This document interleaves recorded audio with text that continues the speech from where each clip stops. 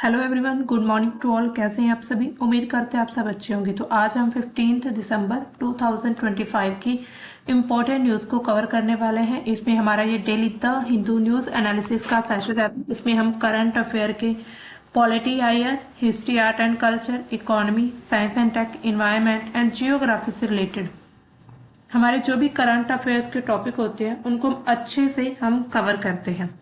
दोस्तों, शुरू करते हैं हमारा आज का सेशन। तो इसमें हमने कल आपको दिया था question of the day, in which year did the union government mandate the use of Aadhaar based payment system for MNREGA.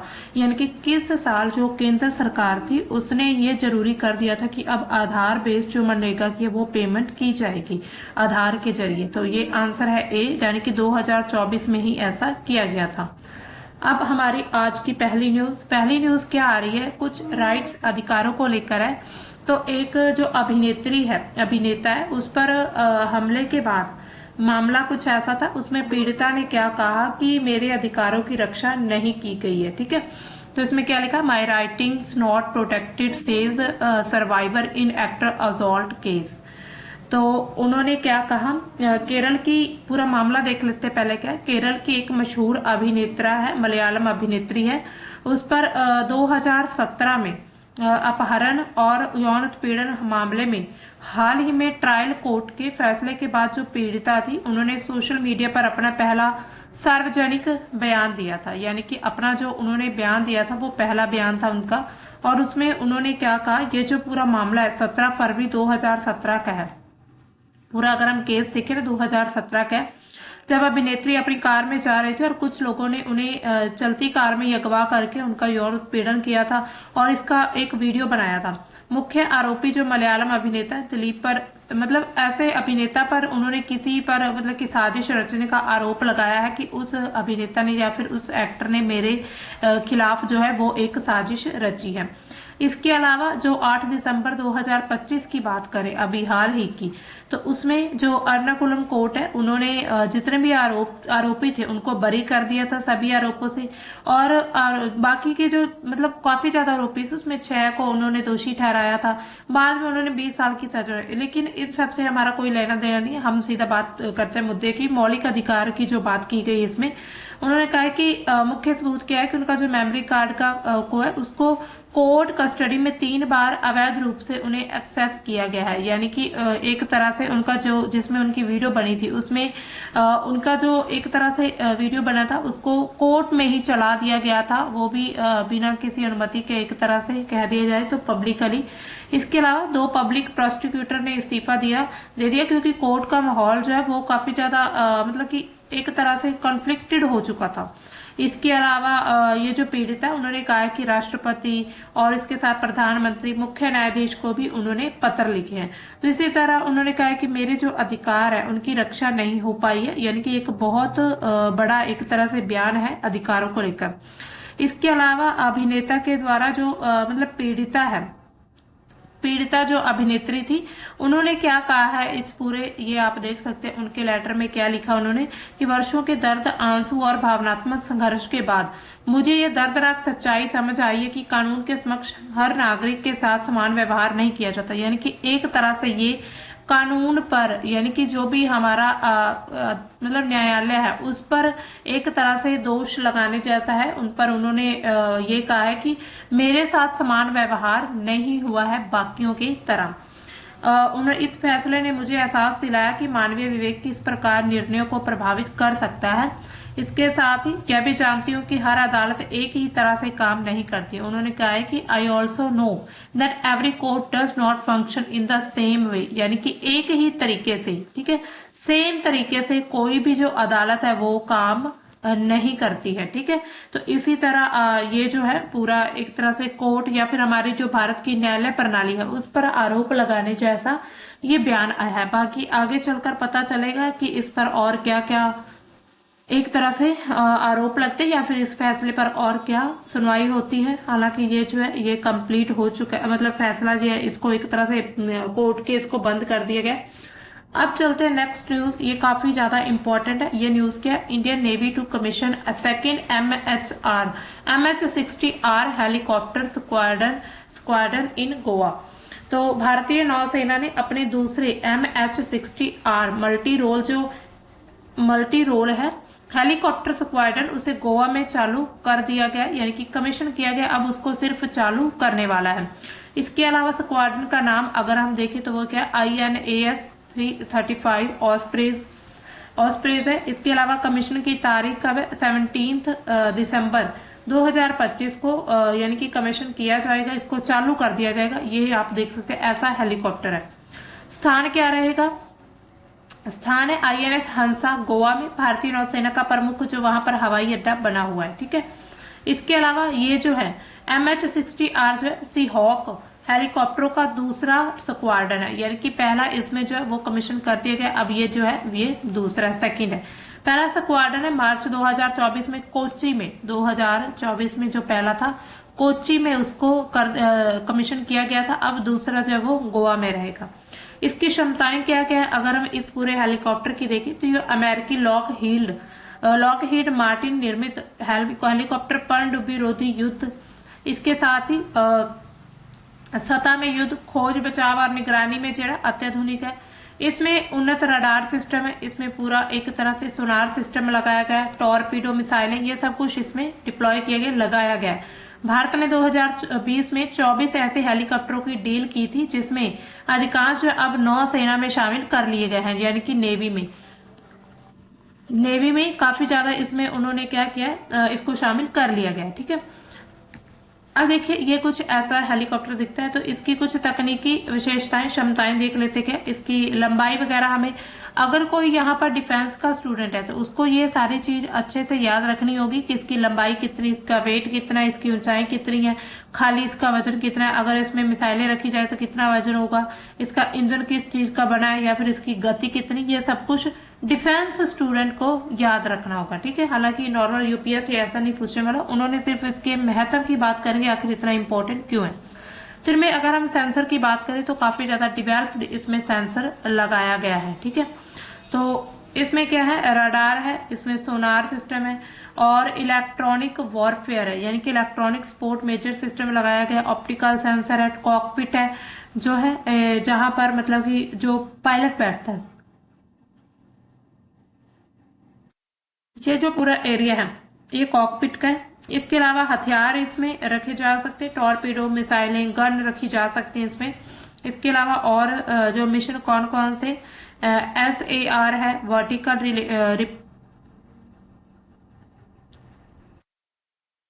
Repellent shipment, उसके बाद मेडिकल एविक्यूएशन। ठीक है, ये जो हेलीकॉप्टर है हिंद महासागर में चीन की जो बढ़ती पनडुब्बी की गतिविधियां, यानी कि इंडियन ओशन में जो चीन की गतिविधियां लगातार बढ़ती जा रही हैं, उसके खिलाफ भारतीय नौसेना को मजबूत करेगा, तो इसीलिए काफी ज्यादा इंपॉर्टेंट है। इसके साथ अगर हम पूरे इसके महत्व को देखें तो भारतीय नौसेना में ये जो दूसरा हेलीकॉप्टर है इसको अभी यानी कि वहां पर कमीशन करने की बात हो रही है। यहाँ पर आप देख सकते हैं ये इंडियन ओशन है। ठीक है, तो कुछ महत्वपूर्ण बिंदु क्या है इसमें, जो पनडुब्बी रोधी युद्ध है उसमें एक बड़ी वृद्धि हो रही है भारत की, यानी कि पनडुब्बियों के खिलाफ युद्ध करने में जो भारत है उसमें बड़ी वृद्धि कर रहा है, तो इसी वजह से ऐसे हेलीकॉप्टर जो है वो कमीशन किए जा रहे हैं। इससे क्या होगा, नौसेना की जो अंडर वाटर थ्रेट्स है उसका पता लगाने, उन्हें नष्ट करने की क्षमता वो कई गुना बढ़ जाएगी, जिससे क्या है कि चीन लगातार अपना प्रभाव हिंद महासागर में बना रहा है, तो उससे क्या होगा कि चीन का यहाँ पर जो प्रभाव है लगातार कम होता रहेगा। ठीक है, तो अपना जो भारत है अपनी स्थिति को मजबूत करेगा। इसके अलावा ब्लू वाटर नौसेना की मजबूती, ये जो स्क्वाड्रन है नौसेना के दूर दराज के जितने भी समुद्री ऑपरेशन है जो काफी दूर दराज के होते हैं, ठीक है, उसकी रेंज को और ज्यादा बढ़ा देगा। इसके साथ ही विमान वाहक पोत जिसमें INS विक्रांत है और विध्वंसक जो है फ्रिगेट्स, उनके साथ ये कोलैब करके सतह युद्ध, निगरानी और सस्टेन्ड ऑपरेशंस है उसको भी सपोर्ट करेगा। ठीक है, उस पर समुद्री डोमेन अवेयरनेस और सुरक्षा, उन्नत सेंसर, एवियोनिक्स से समुद्री निगरानी लगातार बढ़ेगी, जो कि पायरेसी, असीमित खतरे, क्षेत्रीय स्थिरता के लिए जरूरी है। हिंद महासागर में भारत की उपस्थिति मजबूत होगी और संभावित खतरों को भी रोका जा सकता है। इसके अलावा जो रणनीतिक स्थान इसमें जो है INS जो हंसा है इस पश्चिम तट पर प्रमुख नौसैनिक हवाई अड्डा, यहाँ पर तैनाती से पश्चिम नौसेना कमान की जो पहुंच है, रिस्पांस टाइम है, वो लगातार बढ़ जाएगा। कुल मिलाकर अगर देखा जाए तो ये जो कमीशन किया जाएगा तो इससे क्या होगा, भारतीय नौसेना को एक आधुनिक बहुभूमिका वाली एक विमानन क्षमता मिलेगी। राष्ट्रीय समुद्री हितों की रक्षा, क्षेत्रीय सुरक्षा में जो है वो भूमिका निभाएगी। तो इसीलिए ये काफी ज्यादा इंपॉर्टेंट माना जा रहा है। MH-60R squadron. ठीक है, अब चलते हैं नेक्स्ट न्यूज की तरफ। नेक्स्ट क्या हमारा एडिटोरियल। तो एडिटोरियल में क्या कहा गया है, यहाँ पर उन्होंने बात कही है, courts must protect not regulate free speech, यानी कि कोर्ट जो है उसको प्रोटेक्ट, रेगुलेट स्पीच को जो है प्रोटेक्ट करना चाहिए, रेगुलेट नहीं करना चाहिए फ्री स्पीच को। ठीक है, न्यायालय को अभिव्यक्ति की स्वतंत्रता की रक्षा करनी चाहिए, ना कि उसे विनियमित करना चाहिए। ये जो एडिटोरियल है, भारत में अभिव्यक्ति की स्वतंत्रता, स्पेशली जो आर्टिकल 19 की बात की गई है उसके बारे में बात करता है। और यहाँ पर जो लेखक है जो है कलेश राजदास और तुलसी के राज, उन्होंने क्या लॉजिक दिया कि न्यायालयों के प्राथमिक कर्तव्य क्या, अभिव्यक्ति की स्वतंत्रता की रक्षा करना, ना कि उसे विनियमित या फिर नियंत्रित करना। यानी कि जो अभिव्यक्ति की स्वतंत्रता है, फ्री स्पीच है, उसकी एक तरह से रक्षा करनी चाहिए। इसमें मुख्य संदर्भ क्या किए दिए गए, इसमें जो मामला है इलाहाबादी मामला जो था यूट्यूबर का वीर बाइसेप्स बनाम जो भारतीय संघ था, उसके संबंधित याचिकाओं के बारे में बात की गई। सुप्रीम कोर्ट की जो सुनवाई थी उसमें कोर्ट ने ऑनलाइन कंटेंट पर बढ़ते दुरुपयोग पर चिंता जताई है। कोर्ट ने और क्या सुझाव दिया, उन्होंने कहा है कि जो स्वनियमन अपर्याप्त है और तटस्थ स्वायत्त निकाय यानी कि न्यूट्रल ऑटोनोमस बॉडीज उस ऐसी बनाने की जरूरत है। तो ये कोर्ट ने अपने सुझाव दिए। इसके अलावा कोर्ट ने केंद्र सरकार से इंटरनेट का जो इतना भी कंटेंट है उसको नियंत्रित करने के लिए कड़े कानून बनाने की भी बात कही है। इसके साथ जिस पर सरकार ने भी सहमति जता दी है। पहली की सुनवाई जो थी मार्च 2025 में हुई थी, उसने मामले का दायरा बढ़ाते हुए समाज के नैतिक मानकों के जो खिलाफ कंटेंट है उस पर नियमन की बात कही है। जितने भी नैतिक मानक है उनके खिलाफ अगर कोई कंटेंट होता है उसको रेगुलेट किया जाएगा। इसके अलावा अभिव्यक्ति की स्वतंत्रता जो है वो लोकतंत्र की आधारशिला मानी जाती है। या फिर अगर देखा जाए तो उन्होंने सलमान रुश्दी जो कोई शब्द हैं, जो उनके जो शब्द हैं उनका उन्होंने हवाला दिया, यानी कि वो क्या कहते हैं, free speech is the whole thing, the whole ball game, free speech is life itself. ठीक है, तो आमतौर पर क्या होता है, अभिव्यक्ति पर हमला कार्यपालिका या फिर विधायिका से आता है कि अगर कोई व्यक्ति ने अपने अभिव्यक्ति, यानी कि अभिव्यक्ति की स्वतंत्रता क्या है कि कोई भी व्यक्ति अपने विचार को किसी व्यक्ति के सामने एक्सप्रेस कर सकता है। ठीक है, राइट टू एक तरह से स्पीच है, यानी कि हम फ्री स्पीच दे सकते हैं, हमें जो भी अपने विचार रख सकते हैं, लेकिन उन विचारों को में क्या हो, किसी भी दूसरे व्यक्ति के अधिकारों का हनन नहीं होना चाहिए। ठीक है, तो इसी वजह से ये जो है मतलब कि कार्यपालिका न्यायपालिका कुछ ऐसे बयान देती कि इस व्यक्ति ने हमारे खिलाफ ऐसा कह दिया। तो लेकिन यहाँ पर खतरा क्या है, न्यायपालिका से ही उत्पन्न होता है, यानी कि न्यायपालिका ही जब उसको रेगुलेट करने की बात कह देती है तो उससे क्या होता है, व्यक्ति का ये जो मौलिक अधिकार है फ्री स्पीच का, उस पर एक तरह से रेगुलेशन लग जाता है। इसके साथ ही संविधान सभा में जो बहस हुई उसमें पंडित ठाकुरदास भार्गव ने ये कहा था कि स्वतंत्रता पर लगी पाबंदियों की जो उचितता है उसको तय करने का अंतिम अधिकार क्या है, सुप्रीम कोर्ट के पास होना चाहिए। ठीक है, अर्थात कोर्ट को रक्षा करने वाला होना चाहिए, ना कि पाबंदियां लगाने वाला। यानी कि कोर्ट को क्या करना चाहिए, पाबंदियां नहीं लगानी चाहिए, कोर्ट को इसकी रक्षा करनी चाहिए।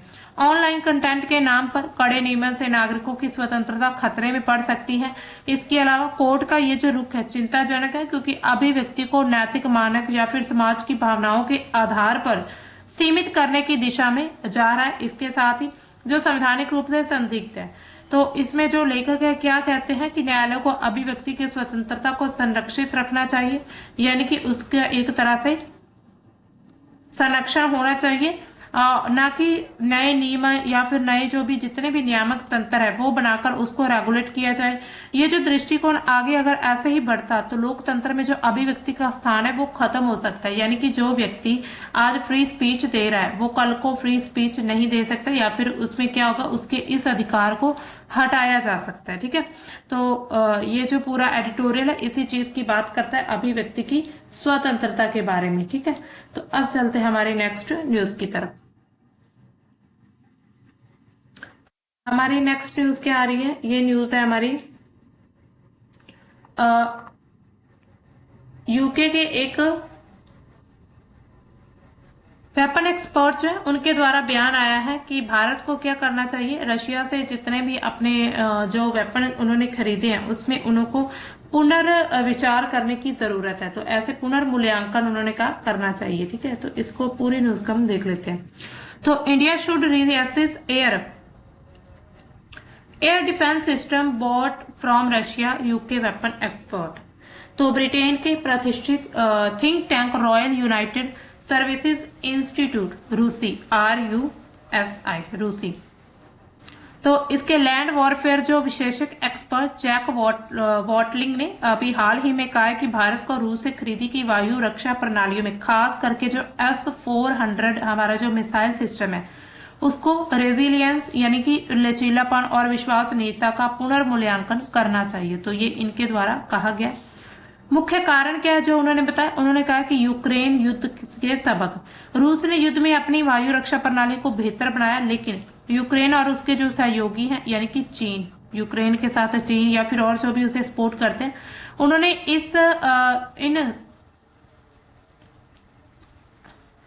इन सिस्टमों को कमजोरियों की अच्छी तरह से समझ रहा है। यूक्रेन ने S-400 जितनी जो प्रणालियां उनको ड्रोन, क्रूज मिसाइल या फिर इलेक्ट्रॉनिक वॉरफेयर से प्रभावी ढंग से भी निशाना बनाया। इसके अलावा सप्लाई चेन की कमजोरी हो रही है।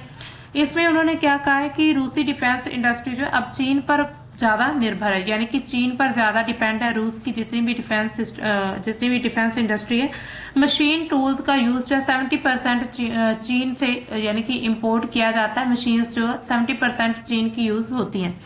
भारत का मुख्य खतरा चीन से ही है, इसलिए युद्ध की स्थिति में जो चीन है उसको रूस को भारत के लिए स्पेयर पार्ट्स या फिर रीसप्लाई देने से रोक सकता है।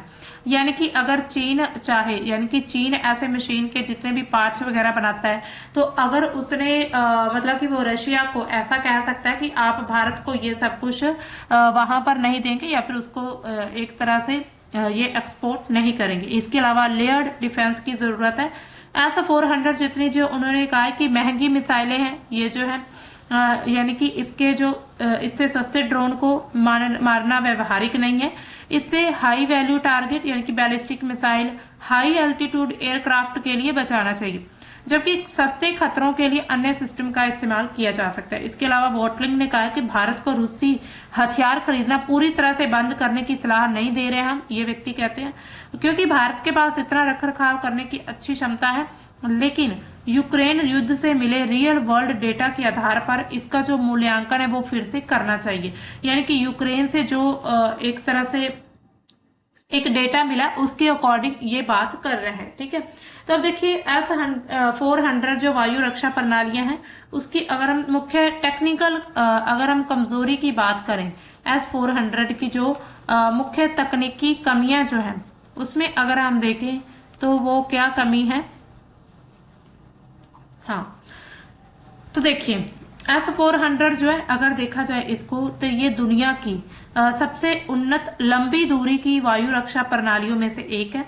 400 किलोमीटर तक के ये जो लक्ष्य है उसको टारगेट को मतलब लक्ष्य को निशाना बना सकती है। ठीक है, लेकिन यूक्रेन युद्ध जो हुआ था 2022 से लेकर अब तक चला आ रहा है, 2022 से लेकर, तो उसमें जो है इसके रियल वर्ल्ड प्रदर्शन यानी कि इसका जो एक तरह से देखा गया कि इसकी प्रेजेंटेशन कैसी थी, इसका जो यूज किया गया था उस युद्ध में, उसमें पता चला कि इसकी बहुत सारी कमजोरियां, ये कमजोरियां जो है तकनीकी डिजाइन, ऑपरेशनल उपयोग या फिर सप्लाई चेन से भी जुड़ी हुई हैं।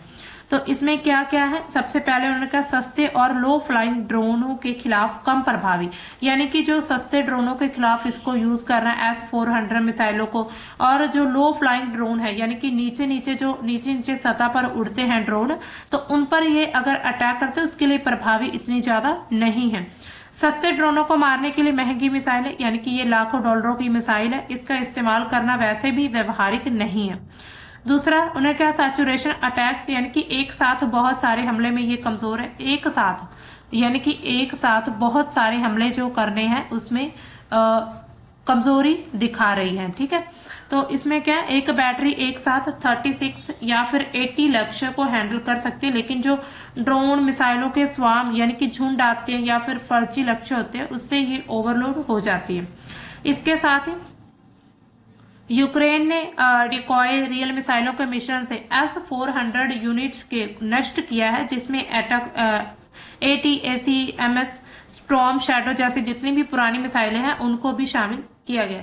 इसके अलावा इलेक्ट्रॉनिक वॉरफेयर और जैमिंग से प्रभावित, जैसे भारी जो इलेक्ट्रॉनिक वॉरफेयर होता है इसमें, और यानी कि परफॉर्मेंस क्या होता है, रडार की परफॉर्मेंस उससे गिर जाती। यूक्रेन ने EW का इस्तेमाल करके S-400 को ब्लाइंड किया और फिर हमला किया। इसके अलावा रडार और कंपोनेंट्स की कमजोरी बताई जा रही। मुख्य रडार जिसमें क्या है, ग्रेव स्टोन है, चीज बोर्ड है, हाई वैल्यू टारगेट, और इन्हें नष्ट करने में जो बैटरी है वो पूरी तरह से अंधी हो जाती है, यानी कि बैटरी खराब हो जाती, काम नहीं करती। इसके अलावा सप्लाई चेन और मेंटेनेंस की कमजोरियां। रूसी प्रोडक्शन जो है पूरी तरह से चीन पर डिपेंड है, ये उनका कहना है। 70% जो मशीन पार्ट्स का हिस्सा है वो चीन से आता है और कई कंपोनेंट्स जो है पश्चिम से आते हैं। इसके अलावा युद्ध में स्पेयर पार्ट्स मिसाइल रीसप्लाई करना बहुत मुश्किल है। भारत जैसे जो कस्टमर है उनके लिए चीन सप्लाई रोक सकता है, यानी कि जैसे कि भारत और चीन जो है वो भारत को टारगेट बनाता है, इसी तरह ये कह रहे हैं कि चीन जो है वो भारत को एक तरह से रोक सकता है सप्लाई देना। ठीक है, इसके अलावा और क्या क्या इसमें लिमिट्स है। बैलिस्टिक मिसाइलों के खिलाफ डायरेक्टेड एक्सप्लोजन वॉरहेड कम प्रभावी है इसका। हाइपरसोनिक या फिर बहुत जो मैन्यूवरेबल जो लक्ष्य है उसके खिलाफ ये सीमित है ये मिसाइलें। ठीक है, इसके अलावा लेयर डिफेंस सिस्टम की कमी है। S-400 जो सस्ते खतरों के लिए उपयुक्त नहीं है, शॉर्ट रेंज सिस्टम की जरूरत है। ठीक है, तो इसका अगर हम पूरा ओवरऑल इस न्यूज का निष्कर्ष निकालें तो क्या, S-400 जो हाई वैल्यू टारगेट्स है उनके लिए उत्कृष्ट है, लेकिन आधुनिक जो युद्ध है उसमें ड्रोन डोमिनेटेड और इलेक्ट्रॉनिक जो वॉर हेड है हैवी वातावरण में ये अकेलियां जो है, अकेली सिर्फ ये एक तरह से सफिशिएंट नहीं है S-400 प्रणाली। इसके अलावा ये जो विशेषज्ञ है ये सलाह देते हैं कि इसे लेयर्ड सिस्टम के साथ इस्तेमाल किया जाए और डाइवर्सिफाई करें, यानी कि भारत पहले से ही ऐसा कर रहा है, लेकिन यूक्रेन के जो सबक है, यानी कि यूक्रेन युद्ध से जो भी डेटा आया है उससे सबक लेना ज्यादा इम्पोर्टेंट है। तो इसी तरह ये कह रहा है कि भारत को फिर से मूल्यांकन करना चाहिए अपना जो S-400 प्रणाली पर। ठीक है, तो दोस्तों ये थी आज की न्यूज इतनी। अब आपके लिए आज का क्वेश्चन ऑफ द डे क्या, what was India's retail inflation rate in November 2025 according to the CPI data. तो इसमें आपने बताना है रिटेल इन्फ्लेशन रेट कितना है नवंबर 2025 का भारत का। तो ये नीचे ऑप्शन दिए गए, इसमें आपने सही ऑप्शन बताना है। दोस्तों ये थी हमारी आज की द हिंदू की इंपॉर्टेंट न्यूज। तो मिलते हैं हम अपने कल के द हिंदू के सेशन में, तब तक के लिए बाय, थैंक्स फॉर वॉचिंग।